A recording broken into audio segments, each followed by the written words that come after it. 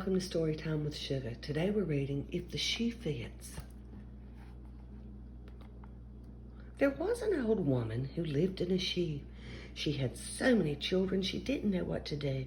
She gave them some broth without any bread, then took them to live in a new home instead.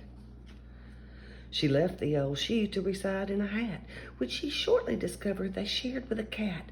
The cat played a fiddle from morning to night and then danced with a spoon till they all fled in fright. The woman then moved to a warm woolen coat, but all of that lint sorely tickled her throat. When little Jack Horner stopped in for some pie, she decided to give a new haven a try. She huddled her children inside a green sock, which someone had thoughtfully hung from a clock, but a hickory-dickory mouse scurried through, and she fled with her broth and her family too. The clock just struck 1 as they jumped in a tub, but 3 men were sitting there, rub-a-dub-dub, a butcher, a baker, a candle man too. So they hid in a wall. What else could they do? The wall soon attracted the king's horses and men, for it seemed that an egg had exploded just then. So she called for her children and gathered them up, then fearfully led them to a china teacup. When little Miss Muffet tried taking a sip, the old woman grew peevish and tickled her lip.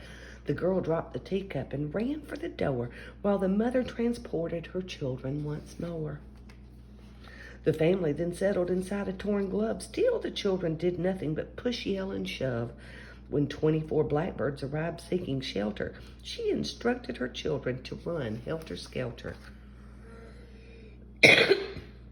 They discovered a bowl that was empty at least, but then King Cole grabbed it, preparing to feast. The family escaped from that terrible house and sought further refuge, invading a blouse. The blouse was then seized by the good Queen of Hearts, who slipped it on quickly to start making tarts.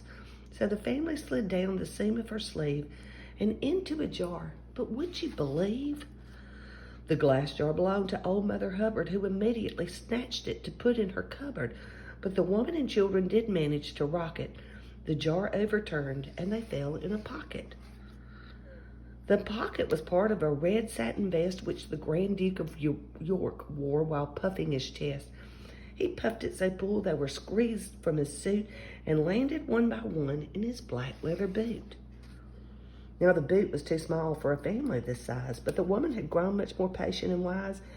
"If the shoe fits, then wear it," she said to her clan, and she led them right back where the story began. She was still an old woman who lived in a shoe, and she still had those children, but she knew what to do. She gave them some broth and kissed all their faces, then tucked them in bed and tied up the laces.